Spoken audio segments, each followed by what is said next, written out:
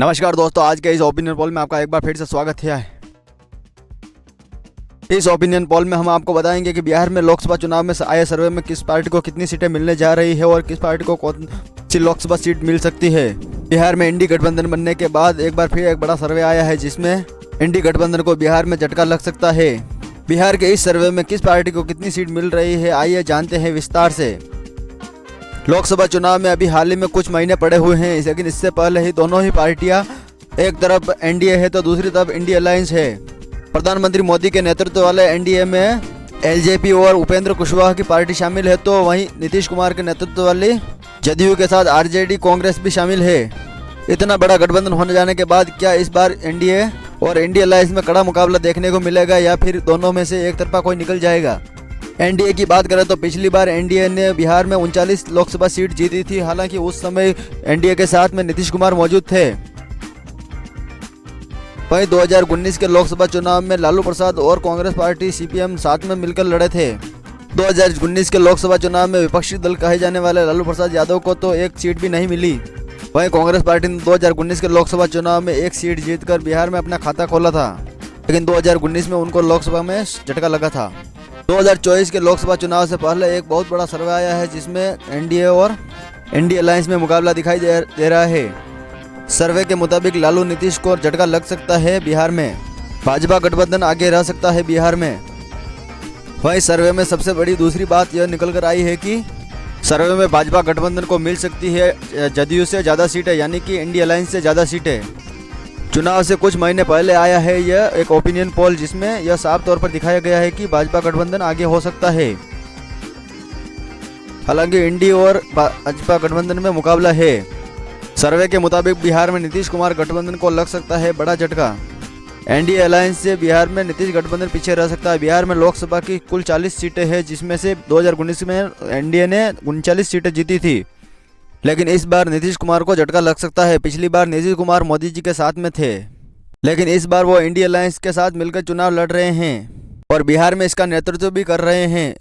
2019 के लोकसभा चुनाव में भाजपा और जदयू साथ में मिलकर चुनाव लड़े थे। हालांकि उस वक्त एलजेपी भी साथ में थी। जदयू 2019 में 17 सीटों पर चुनाव लड़ा था और 16 सीटें जीती थी। 2019 के लोकसभा चुनाव में एनडीए ने 39 लोकसभा सीटें जीती थी। एक सीट पर कांग्रेस पार्टी ने जीत दर्ज की थी। सर्वे के मुताबिक इस भाजपा गठबंधन में 21 से 22 सीटें जीत सकती है, यानी कि बिहार में एनडीए गठबंधन 21 से 22 सीटें जीत सकती है। हालांकि इंडिया अलायंस भी ज़्यादा पीछे नहीं है। सर्वे की माने तो इंडिया अलायंस भी बिहार में 19 से 20 सीटें जीत सकती है। बिहार में दो बड़ी पार्टियों और तीसरी कांग्रेस पार्टी के गठबंधन हो जाने के बावजूद भी वो 19 से 20 सीटें ही जीत पा रहे हैं। हालांकि आरजेडी को यहां पर बड़ा फायदा हो रहा है। 2019 के लोकसभा चुनाव में आरजेडी ने एक भी सीट नहीं जीती थी, लेकिन इस बार वो अपना खाता खोल रही है और आगे बढ़ रही है। और कांग्रेस पार्टी की भी कुछ सीटें बढ़ सकती है, नीतीश कुमार की कुछ सीटें घट सकती है। तो बिहार में इस प्रकार से एनडीए के आगे रहने का अनुमान लगाया जा रहा है। हालांकि 2019 के लोकसभा चुनाव की तुलना में यह ऊपर नीचे हो रहा है। अगर सर्वे यही रहते हैं तो बिहार में इंडिया अलायंस के लिए एक बड़ा झटका होगा। बिहार के अलावा उत्तर प्रदेश, दिल्ली जैसे राज्यों में भी भारतीय जनता पार्टी के आगे रहने की संभावना जताई जा रही है। हालांकि इंडिया अलायंस में अभी तक किसी को चेहरा नहीं बनाया गया है। चेहरा बनाने के बाद क्या ऊपर नीचे होता है देखने लायक हो सकता है। सर्वे के मुताबिक परिणाम रहे तो नीतीश कुमार के लिए एक बड़ा झटका हो सकता है। हालांकि नीतीश कुमार को इंडिया अलायंस का संयोजक बनाने का प्रयास किया जा रहा है। अगर वो संयोजक बन जाते हैं तो इसमें कुछ फर्क पड़ सकता है। वहीं जदयू और राजद के नेता लगातार नीतीश कुमार को अलायंस का चेहरा बनाने की मांग कर रहा है। जदयू और राजद के नेताओं का मानना है कि नीतीश कुमार को अगर चेहरा घोषित किया जाता है तो बिहार ही नहीं पूरे देश में राजद और जदयू के साथ इंडिया अलायंस को पूरे भारत में फायदा हो सकता है। वहीं टीएमसी पार्टी की तरफ से मल्लिकार्जुन खड़गे को प्रधानमंत्री का चेहरा घोषित करने की मांग की गई है। वहीं भारतीय जनता पार्टी देश में लगातार अपना जनाधार बढ़ाने में लगी है। सर्वे की माने तो बिहार में ही नीतीश कुमार को झटका देने में लगी है भारतीय जनता पार्टी।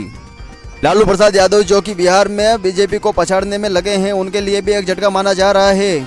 अब देखने लायक बात यह होगी कि क्या बिहार में लालू प्रसाद यादव अपने पार्टी और इंडिया अलायंस के लिए कोई करिश्मा कर पाते हैं या नहीं। वहीं भारतीय जनता पार्टी ने बिहार में अपनी अलग रणनीति अपनाने का प्रयास पूरा कर दिया है। वहीं एलजेपी के दोनों धड़ों को एक करके चुनाव लड़ने की फिराक में है भारतीय जनता पार्टी। भारतीय जनता पार्टी दोनों धड़ों को एक कर लेती है तो ये बड़ा फायदा हो सकता है।